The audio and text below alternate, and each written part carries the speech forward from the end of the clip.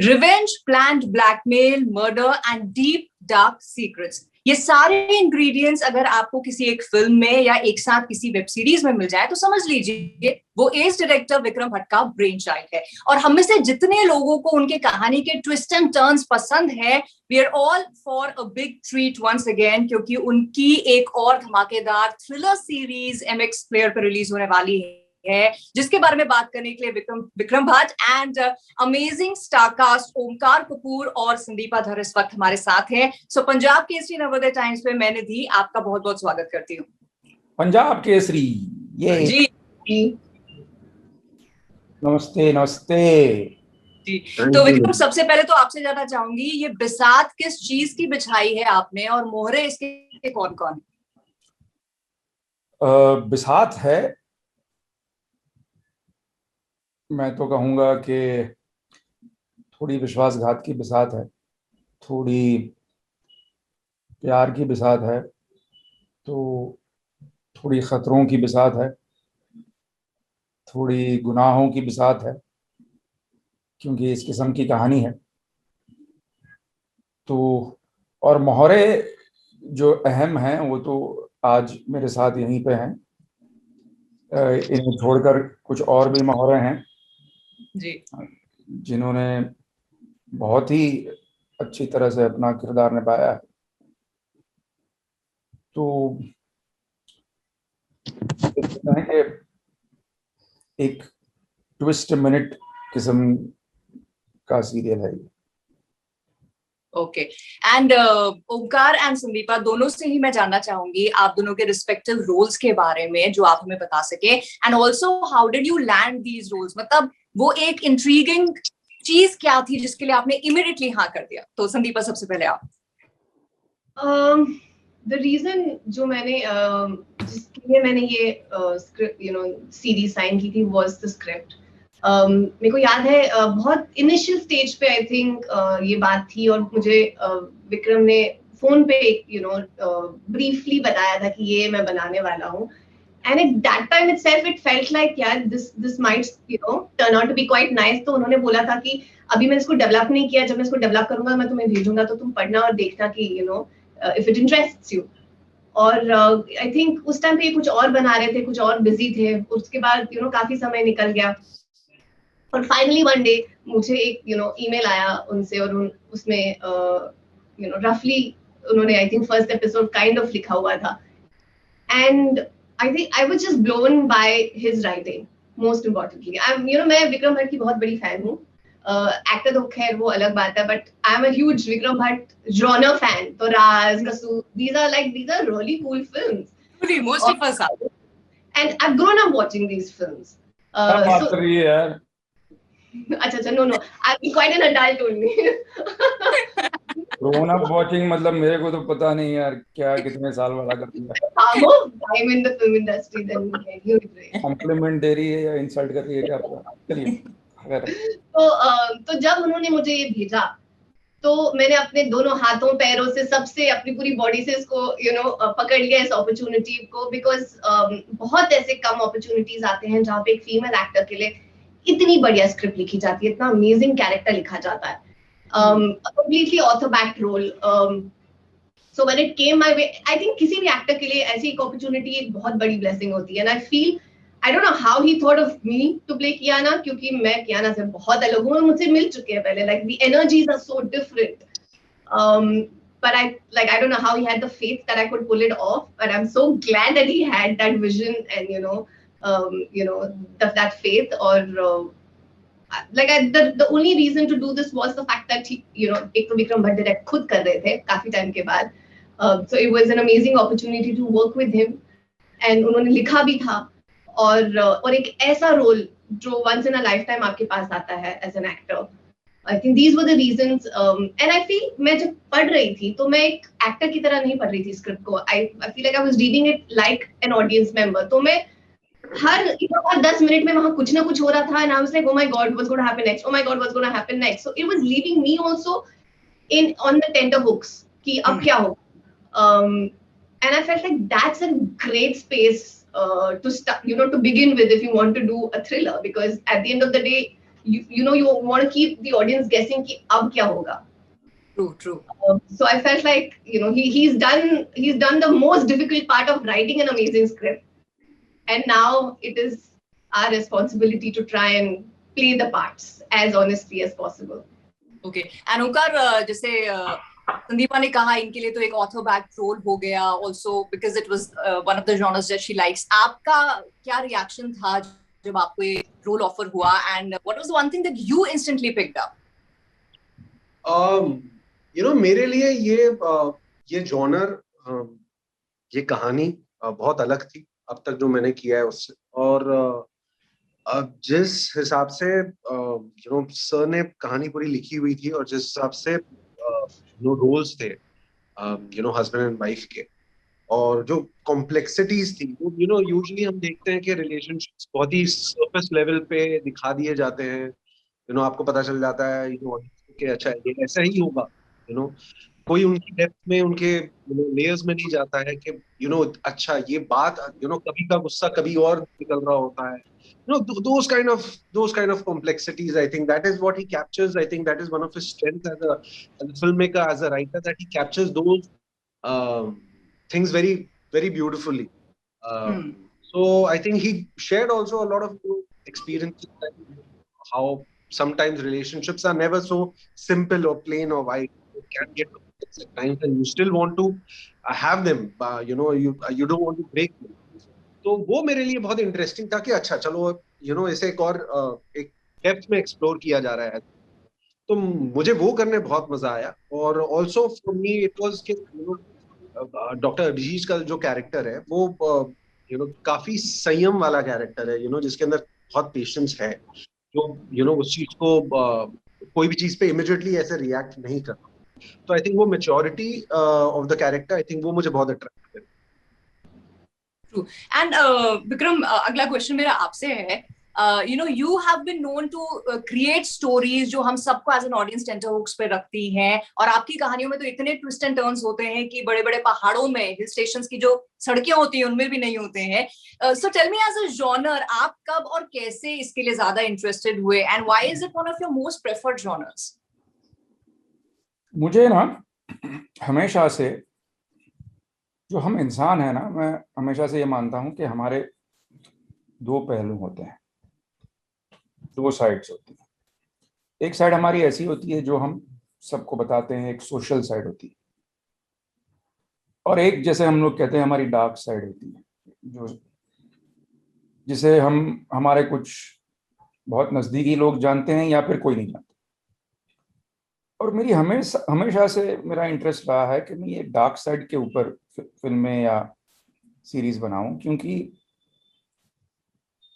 हम वही होते हैं जो हम छुपाते हैं, हम वो नहीं होते जो हम बताते हैं. और जो हम छुपाते हैं वो बड़ा इंटरेस्टिंग होता है. जो हम बताते हैं वो तो खैर बताते ही हैं. और कभी कभार जैसे हमने कई बार ये देखा है कि हमको पता चलता है कि यार इस आदमी ने सुसाइड कर लिया, उस आदमी ने खून कर लिया, या इस आदमी ने ये अपनी बीवी के साथ डोमेस्टिक वायलेंस करता है, और हम शॉक हो जाते हैं क्योंकि हमको कभी पता नहीं था कि यार ये आदमी ऐसा होगा. वो जो शॉक है ना कि हमको पता नहीं ये आदमी ऐसा होगा, वो हमारी डार्क साइड. और मुझे ज्यादा वो इंटरेस्ट करती है as a film maker. Some people like to make stories of the dark side of society in general, but I like to make movies on the dark side of people. And they intrigue us a lot, in fact. Now, coming about your roles, Sandeepa, जैसे आपने खुद कहा, आप जो role play कर रही हैं एक साइकियाट्रिस्ट का, is very different from जो आपका पर्सोना है. तो कितनी आपको उसके लिए प्रिपरेशन करनी पड़ी, कितनी आपने उसके लिए खुद को ट्रेन किया, या this character is seemingly more calm than you are as a person, तो कितनी struggle रही to shoot that? I think there was a lot of prep that went in. To begin with, psychiatrists, I needed to understand them at least a little bit. understand also a little bit of medical jargons and stuff like that. वो बहुत important था. और मेरा experience in terms of meeting a psychiatrist was zero. So I had to do that little bit of a research and meet up with a couple of them, understand a little bit of their professional lives, how they are and how different are they in their personal lives, or if there is a difference to begin with. That prep was a separate prep. Then of course I had like these endless conversations with Vikram about the role, and he was very sure of that. He wanted Kiana to be far more calmer, far more mature. We changed the way I speak because the tempo had to change completely. All of that, of course, you as an actor also then you bring about the body language changes that happen and all of that. And but other than that, I think what really helped was the fact that Vikram's also written it, right? So he had done all the research that there was. He gave us his life experiences, his understanding, and he also very smartly combined my personal bits, that all the information that he got from me while talking to me. He's a very he gets things out of you, the kind of person that he is, and then he very interestingly uses that in order to bring out your performances. So I think spending time with him and on set, also on set, even in our conversations, there was always talk about Kiana, about the kind of person that she is, or of the professional that she is, her relationship with Abhijit, Kian, all of that, my relationship with the other characters, all of that. We were constantly talking about it. So then you're constantly in that world. So then automatically, I think over a period of time, I became Kiana. There was that very thin line between Sandeepa and Kiana, and it also took me a while to get out of it. But I think that's what it was. I think in fact, I still remember, I was doing a lot of prep, and then Vikram reprimanded me over it, and he said, "You're prepping too much. You don't need to prep so much. Just let me do my work as a director, and just stop it. Don't." I also ask him a lot of questions. I tend to ask a lot of questions about the character, about why this and why that, and how long have they been in a relationship? Why are they fighting? And all of that. Like, I would chew his brains over it. But I also feel the more questions you ask, the clarity about why you're doing what happens. And hence it was, at the end of the day, I think it was about being in that moment and feeling that moment and just being true to the words that he has written. He also comes up with these amazing one-liners on set, okay? And you just have to, because they're so amazing that you want to do justice to them also as an actor. There's that added pressure of I have to just feel it and do this as honestly as I can. So I tried and and I was as honest to the character that he had written.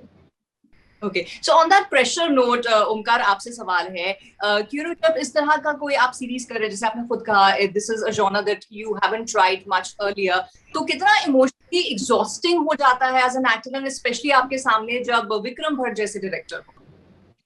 I think exhausting से ज्यादा मैं कहूँगा कि emotionally charged आप हो जाते हो, at least for myself. Kiana's character, actually, because she goes through so much in the story, there were moments where she used to get drained out of of so much that was going on, and I understand, because he's really beautiful, her character, the way it's there. So for me personally, I was more emotionally charged, and in fact, होता ना कि कई बार आप सोचते हो कि यार ये रिश्तों में ऐसा होता है, तो वो जो बात थी, I think that was something very interesting for me. So yeah. Okay. And Vikram, जैसे कि आपके दोनों stars ने ये कहा है कि you are very clear about the script that you've written, you are very clear of the performances that you want from your actors. So as a director, sometimes वो difficult होता है कि आपके दिमाग में तो एक अलग level of clarity है, लेकिन क्या वो clarity आपके actors तक पहुंच रही है या नहीं? एक डायरेक्टर की जिंदगी कैसी होती है मैं आपको बताऊं कि आप एक पेंटिंग बनाना चाह रहे हैं, लेकिन आपके हाथ नहीं, और आपको लोगों से डिस्क्राइब करा करा के वो पेंटिंग बनवानी है। कुछ आप आर्ट डायरेक्टर से को डिस्क्राइब करते हैं तो वो पेंटिंग में सेट बनाता है, फिर आप कॉस्ट्यूम डिजाइनर को कहते हैं, फिर डीओपी को कहते हैं, और फिर सबसे अहम आपके जो किरदार होते हैं, जो आपकी कहानी को जीते हैं आपके, आप उन्हें कहते हैं। और आप अपने हाथ नहीं यूज कर सकते।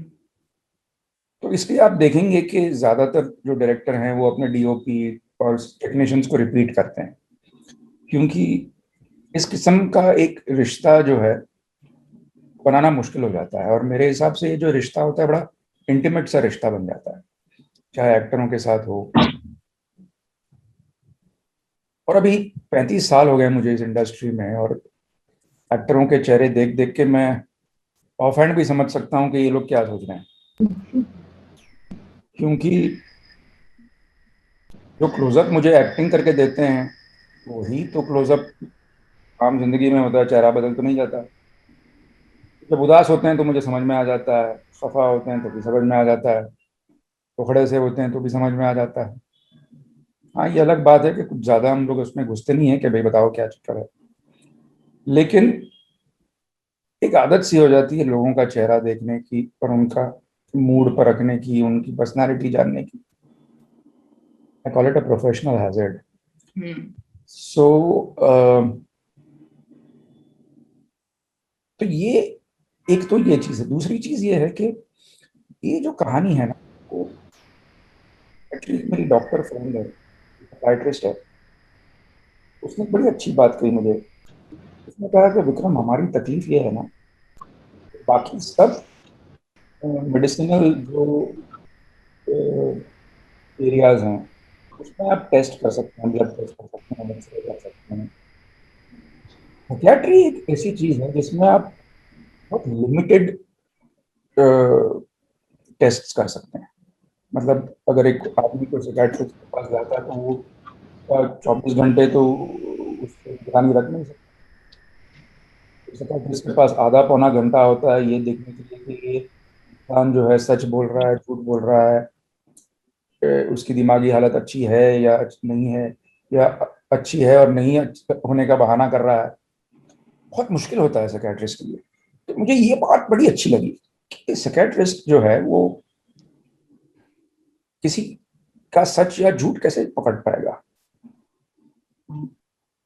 और यहां से एक एक थ्रेड शुरू हुआ इस कहानी का, जो फिर एक सफर पर ले गया जिसे बनी बिसात। ओके तो चलिए, ये बिसात मुझे लग रहा है बहुत अच्छी तरीके से बिछी है, बहुत अच्छी तरीके से लिखी गई है। ऑफ कोर्स आपके दोनों कलाकारों ने बहुत अच्छी तरीके से मोहित बन के इसे निभाया भी है। एंड ऑफ कोर्स हम बहुत एक्साइटेड हैं इसे देखने के लिए। तो जाते जाते आप तीनों की तरफ से हमारे जो दर्शक है उनको कोई मैसेज है इससे रिलेटेड जो आप देना चाहते हैं? दीपा जी, पहले आप बोलिए। 15 अप्रैल को हमारी सीरीज आ रही है जिसका नाम है बिसात MX प्लेयर पर। तो प्लीज उसे देखिएगा जरूर। एक बहुत ही इंटरेस्टिंग कहानी है, जो एक मर्डर मिस्ट्री है, हू डन इट। और आई फील लाइक अगर आपने पहला एपिसोड देख लिया तो मैं आपको गारंटी देती हूँ कि आप सेकंड एपिसोड ऑनवर्ड्स देखोगे, बिकॉज हर एक एपिसोड में आपको लगेगा अब क्या होने वाला, अब क्या होने वाला है।